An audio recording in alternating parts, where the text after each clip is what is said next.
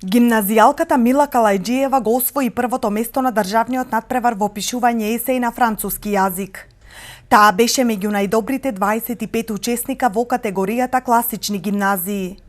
По менторство на професорката Нада Божијанова, а заедно со своите соученички Солунка Јовова и Алма Усеин, беа најдобрите на традиционалниот надпревар по француски јазик. Сакам да патувам. Малку во просторот, повеќе низ времето. Со мирисот на стари книги, речници и енциклопедии, наредени на бирото и озрачени од пригушената светлина. Честопати се наоѓам во времето на француските кралеви и кралици, близу силниот конјаник, со фоничен глас кој е носител на строго дефинирана моќ, а всушност буди восхит во мене кон звучноста на јазикот. Додека веслам низ годините, ја чувствувам аромата на моето кафе што се меша со парфемите од елисејските полиња и оние од кралските одаи во Версај. Да знаете друг јазик е како да имате втора душа. Познавањето на странски јазици ни отвара нови хоризонти на професионален или на личен план, представува светлина која не води на патот кон успехот.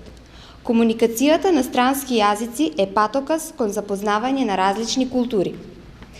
Еве зошто и познавањето на францускиот јазик представува адот за воеднина. Меѓусебната работа и љубовта кон францускиот јазик беа присудни за добивање на наградите.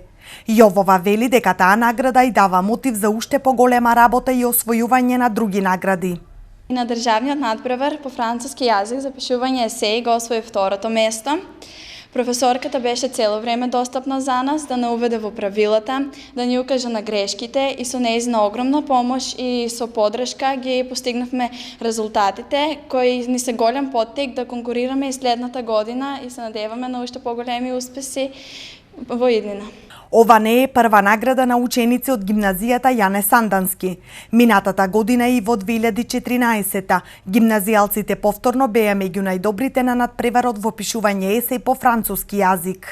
Темата беше ограничена со употреба на 10 зборови кои што се употребуваат во другите франкофонски земји и целта всушност е да се запознаат и другите дијалекти кои се зборуваат во франкофонските земји, со цел да се збогати речникот, вокабуларот на самиот ученик. Требаше да се употребат од 350 до 500 збора, минимум 4 збора од понудените 10 зборови, и при тоа да се запази, да се сочува уметничкиот израз, да биде точно, да имаме точност во граматиката, точност во правописот.